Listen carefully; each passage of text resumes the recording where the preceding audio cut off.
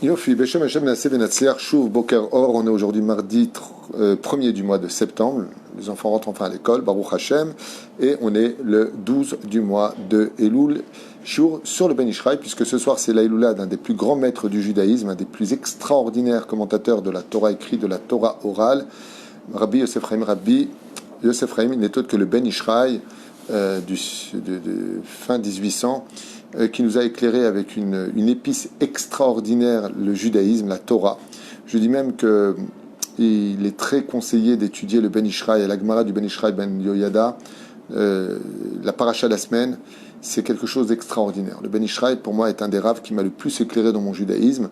Et on va étudier quelques dires du Ben Ishraï, Bezrat Hashem, shiur acheté par notre ami Philippe Mémi, Bezrat Hashem, qu'on embrasse très fort, et à qui on souhaite tous les bonheurs du monde pour l'élévation de ses parents, Maurice Moshe Ben Rahaïma, si j'ai bien prononcé Suzanne, Zichrona Livracha, et Myriam Mireille Bat Louise Aziza Zichrona Livracha, et avec les parents en même temps, les Nunishmat Kol Mete Israël, Refouach Lema, pour tous les malades d'Israël, Achlama Meira, que du bonheur, de la joie, Be'ezrat Hashem, de la santé, une Géoula Pratit Beklalit, pour tous les enfants d'Israël, car c'est la chose la plus importante. N'oubliez pas qu'aujourd'hui, au mois de Elul, pendant la période des Slichot, la mitzvah, je pense, la plus importante à soigner le plus rapidement possible, c'est la joie de vivre. Sans plus tarder, nous sommes avec le Ben Ishraï, donc Shana Rishona, Ilchot Ben Ishraï, sur un commentaire du Ben Ishraï qu'on va essayer de faire dans un temps record, pour comprendre un peu un message d'une grande dimension. Vous savez que le peuple d'Israël porte un nom très spécial, puisque un des noms de Dieu les plus élevés du judaïsme, c'est Israël. On ne dit pas Israël, comme disent souvent les francophones, pas Israël, j'habite en Israël, il n'y a pas de Z, c'est Israël, avec un sin. Vayomer lo Elokim Shimcha Yaakov. C'est vrai que Yaakov, quand il est né, portait le nom de Yaakov, mais qu'ensuite son nom est devenu Israël. Alors, quelle différence y a-t-il entre Yaakov et Israël? C'est que Yaakov est un nom qui est en dessous au niveau des hiérarchies du nom d'Israël, mais si si le nom de Yaakov était composé du Vav, ça veut dire que Yaakov, quand on l'écrit, c'est Yud, Ain, Kuf, Bet, il manque le Vav, Yaakov, il faudrait entendre le Vav, alors ça redonnera vie à ce nom-là. Mais à quoi ils correspondent? Vous savez que Dieu a deux noms très connus, qui s'appellent Yud Kevavke. Le Yud de Yud Kevavke correspond au Yud du mot Israël. Par contre, Adobai, Aleph Dalet Nun Yud, s'écrit avec un Yud à la fin. Et le Yud de la fin correspond au Yud du mot Yaakov.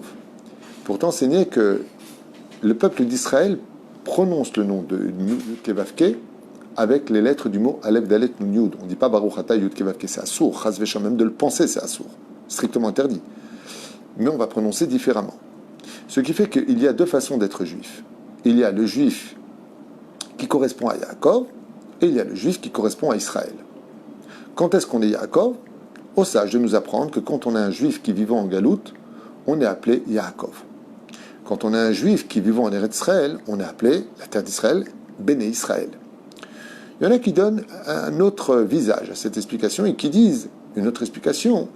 Et ils disent, qu'est-ce que c'est Yaakov et qu'est-ce que c'est Israël? Quand un juif vit dans la Torah, il s'appelle Israël. Quand un juif vit loin de la Torah, il s'appelle Yaakov. Plein d'explications dans ce genre. Le Ben Ishraï va nous donner une nouvelle dimension de ce que l'on appelle Israël et Yaakov. Pourquoi on garde ces deux noms? Ça veut dire qu'il est possible, par exemple, quand on parle de la personne qui ne serait pas dans la Torah, par exemple, mais qui va aider à la construction d'Israël, on appelle ça Yaakov. Et l'autre, il appelle Israël parce qu'il est dans la Torah. Pourtant, c'est marqué Yaakov Ishtam Yoshev Ohalim. Quand on parle de Yaakov, on parle de celui qui étudie la Torah. Mais quand on parle d'Israël, c'est celui qui a été capable, grâce à sa Torah, de battre son Yetzer Hara. Donc on comprend de là que le Choser B'Tshuvah s'appelle Israël. Et que tant qu'il n'est pas Choser B'Tshuvah, il s'appelle Yaakov. Comment est-ce qu'on voit ça dans les lettres? Le mot Yaakov vient du mot Ekev, qui veut dire talon, celui qui est en bas du corps. Israël, c'est les lettres du mot li roche, j'ai une tête. Donc quand tu veux être à la tête en haut, c'est Choser B'Tshuvah, celui qui a une tête, qui pense. Il est dans la Torah. Celui qui est en bas, qui s'appelle Yaakov, alors il est en bas du talon. Voilà ce qu'on nous apprend.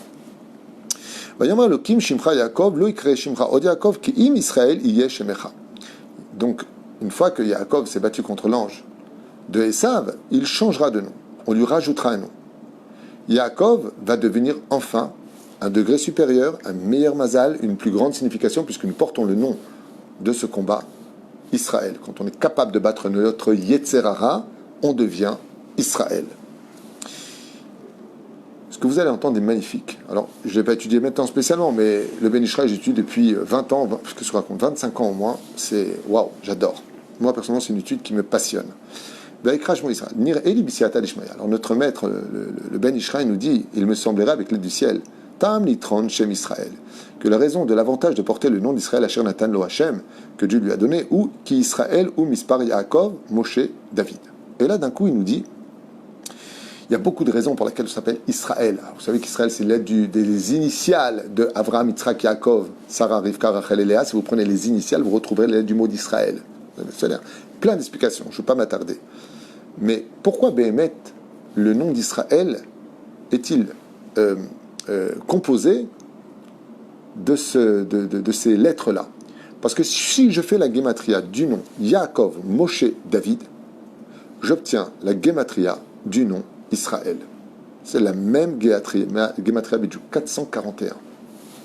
Quel rapport avec ces personnages-là? Pourquoi eux et pas d'autres personnages comme Yosef? Non. Qui Israël ou Mispar Yaakov, Moshe, David. C'est-à-dire que quand je m'appelle Israël, je suis capable de mettre en moi l'extraordinaire puissance de l'identité de Yaakov et Moshe Rabbeinu et David Amelech. Lama. Dishloshat tzadikim elu tzrichim liot bechibur echad. Car ces trois tzadikim-là, qui sont Yaakov, Moshe et David, sont indissociables. Il ne faut surtout pas les séparer. Mais au niveau des personnages, qu'est-ce qu'elle présente? Yaakov est celui qui est le fondateur de la nation d'Israël. Moshe est celui qui nous a donné la Torah. David, la Malchut. C'est-à-dire, enfin, le peuple avec son roi. Sum Tassim Alech Hamelech. Qui aime le Prinat Vavke. Maintenant, au niveau ésotérique, vous savez que le Yud-Ke Vavke est composé de 4 lettres. Le nom de Dieu, le tétragramme, composé de 4 lettres. Le Vav et le Ke, qui correspondent aux lettres qui sont tombées dans le monde d'en bas à la faute originelle, correspondent à ces deux personnages, que sont Yaakov et Moshe. Pourquoi? Yaakov est celui qui a étudié la Torah en Yeshiva et Moshe est celui qui va donner la Torah au peuple d'Israël. Ce qui fait que le Vav correspond à l'enseignement de la Torah. Le He, du Shem Havaya Baruchu, qui correspond à la fin, correspond à la Malchut, donc le roi David. En d'autres termes, il faut que nous soyons un état, une circonstance pratiquant l'étude de la Torah en tant que nation sur notre terre. Donc ça rejoint ce qu'on a dit au début. Qui est appelé Israël? Celui, l'Irosh, celui qui fait tchouva. Le Ben Ishraï va nous apprendre quelque chose de nifla. Écoutez bien ce qu'il dit. Matok Advash. Donc je vous ai un petit peu devancé. Bachem Baruchu, Aïnou Yaakov Beod Vav. À quoi correspond le nom de Yaakov dans le tétragramme à la lettre Vav du Yud Kevavke? Lechem Moshe Rabbeinu. Et Moshe Rabbeinu, pourquoi la lettre Vav correspond à la lettre de la vie? Etz Chaim Hi Lamachazikimba. Qu'est-ce qu'on appelle la lettre de la vie? La lettre Vav. C'est pour ça que je vous ai toujours dit, dans un nom, c'est bien d'avoir la lettre Vav. C'est pour ça que quand Dieu a voulu rajouter de la vie à certains personnages, comme Chizkia, Chizkiaou, Elia, Eliaou, on rajoute la lettre Vav, c'est synonyme de rajout de vie. La lettre Vav rajoute de la vie, constamment de la vie. Quand est-ce que le nom de Yaakov retrouvera vie? Le jour où le Vav retournera dans le lettre Yaakov, alors le nom de Yaakov sera mamash éblouissant. Et le chez Yaakov Milvad, Moshe Milgav. Comme le Zohar Kadosh, ainsi que le Rizal, mais David nous prinat et Acharona, car le roi David représente la Malchut. En d'autres termes, d'un côté, c'est incroyable, on dirait que le Ben Ishraï était très sioniste. D'un côté, il faut qu'il y ait Yeshivot, et de l'autre côté, il faut qu'il y ait la Malchut. Malchut, c'est gouvernement, c'est la royauté du roi David, le Mashiach, des routes, des agglomérations, un État. D'accord? Mais la reine Amar Hashem Itbarach, ou Melachim, et viendront des rois de ta descendance, Yetzeou, ils viendront. Ramaz lo Moshe Rabbeinu alav shalom, dirtiv, comme il a donc annoncé à Moshe Rabbeinu, Vayi Yeshurun Melech, et quand il sera en Israël, vous savez que le nom de la terre d'Israël porte plusieurs noms, Eret Tzvi, Eret Israël, Eret Yeshurun, c'est aussi un des noms qu'on nous donne, Melech, et il sera Yeshurun, donc chez Yaakov Avinu, Bezrat Hashem, sur la terre d'Israël, Yeshurun Melech. Ça veut dire Melech. Aujourd'hui, le petit roi d'Israël, même si on ne l'accepte pas ou on l'accepte, c'est Premier ministre. Pour l'instant, jusqu'à ce que vienne le Melech HaMashiach. Comme a dit le Rabbi Lubavitch, Rabbi Benatanu, tu donneras les clés à ce qui paraît qui vivra verra au Melech HaMashiach. Ve'al David HaMelech alav shalom, shu rosh HaMelachim, et qui est le roi principal de tous les rois qui ont vécu en Israël, David Amelech. Chez Zacham et Natal Malchut. Car il est le premier à avoir pris les clés de la royauté en tant que digne héritier de la descendance de la tribu de Yehuda. Parce que le même veut dire, oui, mais le roi Shaoul, il n'est pas de la tribu de Yehuda, il est de la tribu de Binyamin. Car il est impératif pour nous de faire toujours attention à ce que déjà que le Satan ait réussi à séparer le Yud Ke du Vav Ke. Donc c'est pour ça que toutes les mitzvot que nous faisons, c'est pour réunir le nom de Dieu, Yud Ke Vav Ke, que le nom de Dieu soit complet. Kiyad al-Kessia Milchama Ba'amalek, la vraie guerre de ce monde, c'est la guerre des mitzvot, donc battre son Yetzirara, parce que chaque fois qu'on fait une mitzvah, on réunit enfin le nom de Dieu. Chaque fois qu'on fait une mitzvah, on répare le monde où les lettres de Dieu sont enfin complètes. Et le jour où elles seront complètes, alors automatiquement, c'est la Géoula. Mais la reine, si on n'arrive pas au moins à réunir Yud Ke Vav Ke, qu'on fasse toujours attention que le Vav et le Ke soient ensemble, ça veut dire qu'il y ait et des Juifs en Israël, et des Juifs qui étudient la Torah en Israël. Pas simplement la Malchut, mais il faut aussi Yaakov et Moshe, dit le Ben Ishraï. Beyachad shelo ipardou chas veshalom. Chas veshalom, qu'ils se séparent. La reine Israël, sheatsu nishmotehem minachibur. C'est pour ça que le peuple d'Israël vient du chibur, de la conjonction du vav et du ke. Yam ken zachou leshem ze Israël min chrubo. Et c'est pour ça qu'on porte ce nom. Pourquoi Dieu nous a donné le nom de peuple d'Israël? Pour rappeler la terre d'Israël, la malchoute d'Israël. On ne peut pas être roi en dehors de la terre d'Israël. On peut être roi de communauté, mais roi, c'est que ici. Car qui dit roi dit pays? Et on n'a pas d'autre pays que le pays d'Israël. Ni le Portugal qui ouvre les portes maintenant t'es juif, il te donne le visa sur place au Portugal. L'Espagne, pareil. Le roi du Maroc, il appelle les juifs. Messieurs les ministres et messieurs les rois des autres pays, on n'a qu'un pays, c'est le pays d'Israël, et il n'est pas échangeable. Donc qu'est-ce qu'il dit ici? Pas simplement venir ici, mais aussi étudier la Torah, les Chaber Otyud Vavke. Maintenant, vous posez une question. Et le Ben Ishra va nous répondre. D'accord, mais Tachles, si on fait les mitzvot pour unir le Yud Ke Vav Ke, comment je fais pour que le Vav et le Ke soient toujours ensemble? Comment je peux maintenir qu'il y ait et de la Torah et la Malchut? Mais pas quelle Malchut? La Malchut du roi David, pas une Malchut de Rechaïm, pas une Malchut de Chiloniut. Qu'est-ce qui manquerait? Comment je peux provoquer que nos dirigeants soient des gens qui soient meilleurs? Parce que dans les votes, eh bien, on élit quelque part ce que nous sommes. C'est bien beau de critiquer les dirigeants, mais ils ne font que refléter ce que tu es. Si on était tous plus pieux, plus pratiquants, on aurait un dirigeant plus pieux, plus pratiquant. Mais les gens ont peur. Il y a beaucoup de gens qui aiment la Torah. Ils ont peur d'avoir, il y a la Torah Khomeini. Mais non, la Torah, c'est pas de la dictature.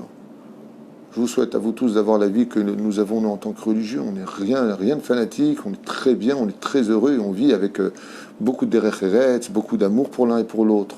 Allons, ne vous laissez pas avoir par les médias, dirait-il. Alors le Ben Ishraï, tu dis, tu sais comment tu peux réunir le Vav et le Ke? En étudiant la Torah le jour et la nuit. Car, Sod Vav, écoutez bien, Sod Vav, alors, Kibayom, car le jour correspond, quand tu étudies la Torah le jour, à la lettre Vav. Et le He correspond à la lettre, la nuit correspond à la lettre He. Ce qui fait que quand tu t'assois et que tu étudies la Torah aussi bien le jour que la nuit, tu rapproches la Géoula. Surtout quand, écoutez ce que dit le Ben Ishraï, j'ai bientôt fini. Quoique, il faudrait revenir sur ce shiur beaucoup de fois. Sotke, car tzarich gam lechaber ayom valayla. D'où l'importance d'étudier le jour et la nuit. Alken milvat shetzarich lakum v'ashmorat aboker la sok batorah. Comme bien sûr, dit le Ben Ishraï, j'adore. Tout le monde doit se lever le matin très tôt pour étudier la Torah, c'est évident, dit-il. Ot tzarich lezaer lechaber sof layla. Bayom. Il dit souvent, on s'inquiète d'étudier la Torah le matin de bonne heure avant d'aller... parce qu'à l'époque, les gens, qu'est-ce qu'ils faisaient? Ils se levaient 1 heure avant la prière, ils étudiaient la Torah, et après ils allaient prier, pour que leur prière monte plus haut. Ils l'accompagnaient de la Torah pour l'élever. Il dit, mais le problème, c'est que la nuit, c'est pareil. Pour pouvoir combattre les forces du mal la nuit, il faut aussi surtout étudier la Torah la nuit, afin que le Vav et le Ke, donc le pays d'Israël et la Malchut, puissent ensemble. Donc si on étudiait plus la Torah, on aurait tous une meilleure vie, nous dit le Ben Ishraï. Amrou Rabotenu Alema Shalom dans Masechet Sanhedrin à la page 72 à Moud Aleph, Haba l'orgecha, tout celui qui se lève pour te tuer, Ashkem l'orgo, tu devras te lever et le tuer avant. Et qui est celui qui veut tout le temps nous tuer? Qui est ce personnage qui passe son temps à vouloir nous tuer? Zéou, Dekae, Yetzerara. C'est l'Yetzerara. La reine Tsarich Hadan, la Koub Ashmorat Abokel, l'orgo, Balasok Batora. Et comment est-ce qu'on peut tuer l'Yetzerara? Dès qu'on est Oskim Batora. Dès qu'on se lève, étudier la Torah, les Shem Shemaim, en l'honneur de Dieu, en pensant à chaque enfant d'Israël que notre étude sauve un juif dans un autre pays, d'une maladie, d'une mort, qu'une femme puisse trouver son khatan, un khatan puisse trouver sa kala. L'étude de la Torah, c'est comme une espèce de parasol qui nous accompagne tous pour nous protéger des mauvaises choses. Et c'est pour ça que l'étude de la nuit est particulière, car elle réveille toute la dimension de la malchoute.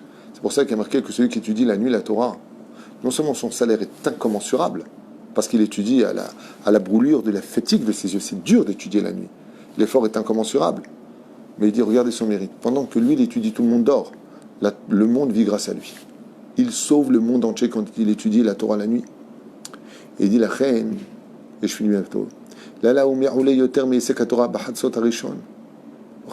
premier tiers de la nuit, quand tu tardes dans la nuit, quand tu te réveilles au moins un deuxième tiers, c'est vers 2-3 heures du matin, quand tu vois le mot Laïla, les initiales de Laïla, ça s'écrit comment Laïla? Lamed, Yud, Lamed, E. Oui?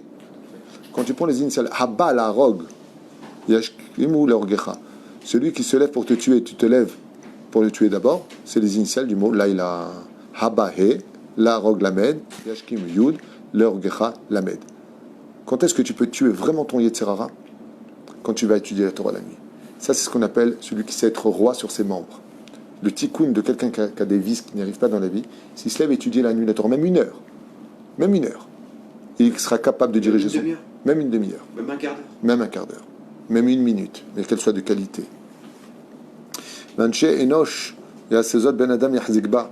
Il dit, Ben Israël, combien on doit tous s'efforcer de faire attention. Chez Neor Bashmoret Bechol Laila, que toutes les nuits, au moment où on se lève, au moment où tu dis un petit peu, Chatzot Hasheni, Yasok Batora. Chatzot Laila, tu te lèves, tu fais Tikkun Chatzot. Un peu de Zohar.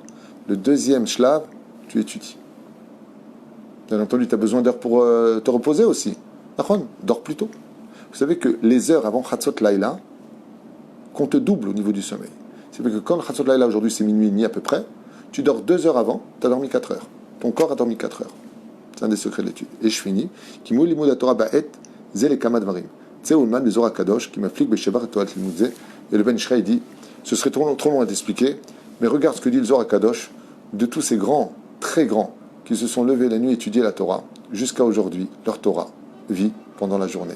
C'est-à-dire que tous les jours de la vie, leur Torah les accompagne, parce que l'étude de la nuit, à un tel point elle est grande, dit le Ben Ishraï, que celui qui n'arrive pas à comprendre la Gemara le jour, qui se relève la nuit d'étudier, et il verra ce que le jour n'a pas pu lui permettre de voir. Au niveau scientifique, on peut le vivre.